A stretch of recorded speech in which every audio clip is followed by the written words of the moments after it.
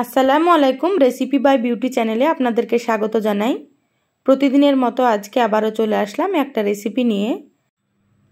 আজ আপনাদেরকে চিকেন, আলু আর টমেটো দিয়ে দারুণ একটা রেসিপি শেয়ার করব। এই রেসিপিটা খেতে অসম্ভব সুন্দর হয়, আপনারা একবার না খেলে বুঝতেই পারবেন না, এতটা সুন্দর হয় খেতে। এই রান্নাটা খুবই সহজ, আপনারা কিন্তু স্কিপ না করে পুরো রেসিপিটা দেখে নেবেন। এই চিকেনের রেসিপিটা আপনারা একবার হলেও রান্না করে খেয়ে দেখবেন। চলুন রেসিপিটা শুরু করি। এখানে দেখুন আমি 500 গ্রাম চিকেন নিয়েছি, তো আমার পছন্দ মতো আমি কেটে নিয়েছি। আর এখানে দেখুন দুটো আলু নিয়েছি মিডিয়াম সাইজের, আলুগুলো একটু মোটা মোটা করে কেটে নিয়েছি।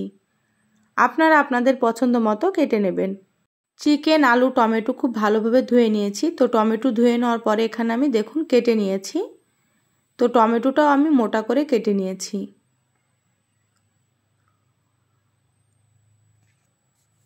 এবার গ্যাস অন করে কড়াই দিয়ে দিলাম। এখানে দিয়ে দিলাম আমি 4 টেবিল চামচ সরষের তেল।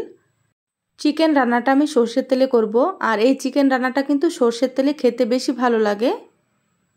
তেল খুব ভালোভাবে গরম করে নিলাম। এবার আমি হাফ চামচ হলুদ গুঁড়ো দিয়ে দিলাম। এবার আমি ধুয়ে রাখা চিকেনগুলো দিয়ে দিচ্ছি। তেলের মধ্যে প্রথমে আমি হলুদ গুঁড়ো দিলাম, কারণ তেলটা গরম ছিল। তো চিকেন দিলে তেলটা কিন্তু ছিটকাতো, সেই জন্য এখানে আমি হলুদ গুঁড়ো দিয়ে দিলাম। তো হলুদ গুঁড়ো দিলে কিন্তু তেলটা ছিটকাবে না। এবার এখানে আমি হাফ চামচ লবণ দিয়ে দিলাম। এবার আমি নাড়াচাড়া করে চিকেনগুলো ভেজে নেব। তো গ্যাসের আঁচ বাড়িয়ে চিকেনগুলোকে ভেজে নিতে হবে। চিকেনগুলো আমি একটু সময় নিয়ে ভেজে নিচ্ছি। এইদিকে চিকেনটা ভাজা হতে থাক, আর আমি এখানে মশলাটা বেটে নেব। মিক্সার জারে দিয়ে দিলাম 6 টুকরো আদা। এবার এখানে দেখুন আমি বড় সাইজের একটা রসুনের খোসা ছাড়িয়ে নিয়েছি। তো রসুনগুলো দিয়ে দিলাম। দিয়ে দিলাম দুটো কাঁচা লঙ্কা, আর এখানে দিয়ে দিচ্ছি 3টে শুকনো লঙ্কা। তো এইভাবে কাঁচা লঙ্কা, শুকনো লঙ্কা দিয়ে রান্না করলে কিন্তু খেতে অনেক বেশি ভালো লাগে। দিয়ে দিলাম এখানে একটা ছোট্ট সাইজের পেঁয়াজ।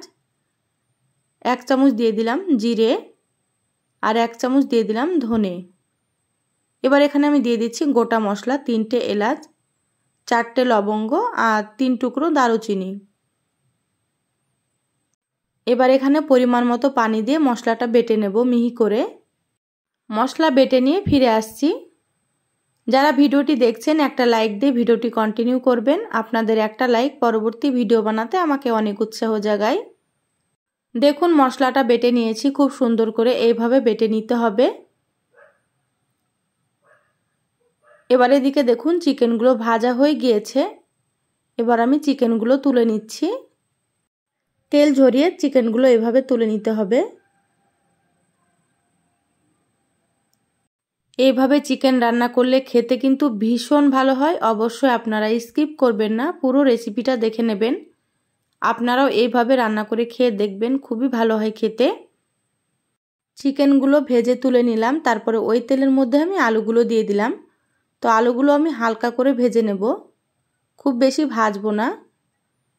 এখানে একটা কথা বলি আপনাদেরকে, আমি এখানে চিকেন আলু দিয়ে রান্না করছি। আপনারা চাইলে এখানে আলু ছাড়াও রান্না করতে পারেন। দেখুন আলুগুলো এইভাবে ভেজে নিলাম, এর থেকে বেশি ভাজবো না, তুলে নিচ্ছি।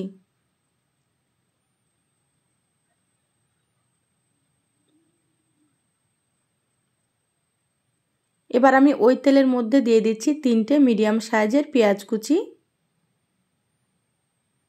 এখানে দেখুন একটা রসুনের খোসা ছাড়িয়ে নিয়েছি। তো রসুনের কোয়াগুলো দিয়ে দিলাম। তো এইভাবে রসুন দিয়ে রান্না করলে কিন্তু খেতে খুবই ভালো লাগে। এবার নাড়াচাড়া করে পেঁয়াজ আর রসুনগুলো হালকা করে ভেজে নেব। তো পেঁয়াজ আর রসুন খুব বেশি ভাজবো না।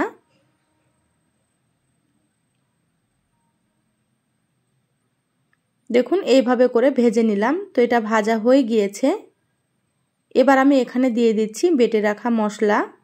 তো আপনারা দেখতে পেয়েছেন রসুন, আদা, পেঁয়াজ, কাঁচা লঙ্কা, শুকনো লঙ্কা, ধনে, জিরে, গোটা মশলা একসাথে বেটে নিয়েছিলাম, সেই মশলাটা আমি দিয়ে দিলাম। তো এইভাবে আপনারা মশলা বেটে একবার রান্না করে খেয়ে দেখবেন, খেতে কিন্তু খুবই ভালো লাগে। অনেকেই হয়তো চিকেন রান্না করেন গুঁড়ো মশলা দিয়ে, তো এইভাবে মশলা বেটে একবার রান্না করে খেয়ে দেখবেন, খেতে ভীষণ ভালো লাগে। মশলাটা একটু ভেজে নিলাম কাঁচা গন্ধ চলে যাওয়া পর্যন্ত। এবার এখানে দিয়ে দিলাম স্বাদ মতো লবণ, হাফ চামচ দিয়ে দিলাম হলুদ গুঁড়ো, আর হাফ চামচের থেকে একটু বেশি দিয়ে দিলাম কাশ্মীরি রেড চিলি পাউডার। তো কাশ্মীরি রেড চিলি পাউডার কালারের জন্য দিয়ে দিলাম, আপনারা চাইলে স্কিপ করবেন। আর এখানে আমি দিয়ে দিলাম কেটে রাখা টমেটো, আর মশলার বাটিটা ধুয়ে আমি একটু পানি দিয়ে দিলাম। এবার আমি নাড়াচাড়া করে মশলা মিডিয়াম আঁচে কষিয়ে নেব। তো মশলাটা আমি ঢাকা দিয়ে দিচ্ছি। ঢাকা দিয়ে 5 থেকে 6 মিনিট আমি কষিয়ে নিচ্ছি। তো 6 মিনিট পর আমি ঢাকাটা খুলে নিচ্ছি। দেখুন মশলার কালারটা দেখুন কত সুন্দর হয়েছে। তো মশলা সুন্দর মতো আমি কষিয়ে নিয়েছি। আমার চ্যানেলে আরও অনেক রেসিপি আছে, চাইলে আপনারা আমার রেসিপিগুলো দেখে আসতে পারেন।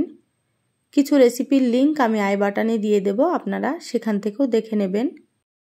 এবার আমি দিয়ে দিচ্ছি ভেজে রাখা চিকেন আর আলু। তো মশলার সাথে আরও 5 মিনিট মতো মিডিয়াম আঁচে আমি কষিয়ে নেব।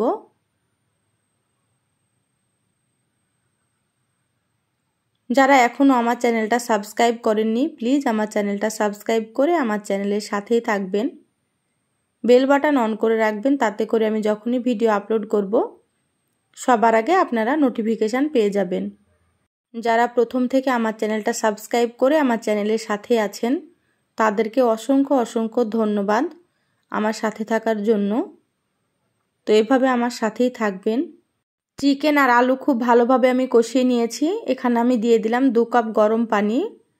তো এখানে অবশ্যই আপনারা গরম পানি দিয়ে রান্না করবেন, তাতে করে রান্নাটা খেতে অনেক বেশি ভালো লাগবে। তো ঢাকা দিয়ে আমি 15 মিনিট মিডিয়াম আঁচে রান্না করে নেব। তো মাঝে ঢাকাটা খুলে একটু নাড়াচাড়া করে নিচ্ছি। তো এভাবে মাঝে মাঝে আপনারা নাড়াচাড়া করে নেবেন। আলুগুলো সেদ্ধ প্রায় হয়ে এসেছে, আরও একটু সেদ্ধ করে নেব, আর ঝোলটা আমি একটু কমিয়ে নেব। আবারও ঢাকা দিয়ে দিলাম। 6 মিনিট পর আবারও আমি ঢাকাটা খুলে নিলাম। দেখুন রান্নার কালারটা কিন্তু খুবই সুন্দর এসেছে, দেখে হয়তো আপনারা বুঝতে পারছেন। আর ঝোলটাও কমে গিয়েছে। আলু চিকেন খুব সুন্দর মতো সেদ্ধ হয়ে গিয়েছে। এবার আমি এখানে দিয়ে দিচ্ছি 1 মুঠ পরিমাণে ধনিয়া পাতা কুচি। যারা ধনিয়া পাতা পছন্দ করবেন তারা এখানে দিয়ে দেবেন, যারা ধনিয়া পাতা পছন্দ করেন না তারা স্কিপ করবেন। এবার আমি নাড়াচাড়া করে মিশিয়ে নিচ্ছি।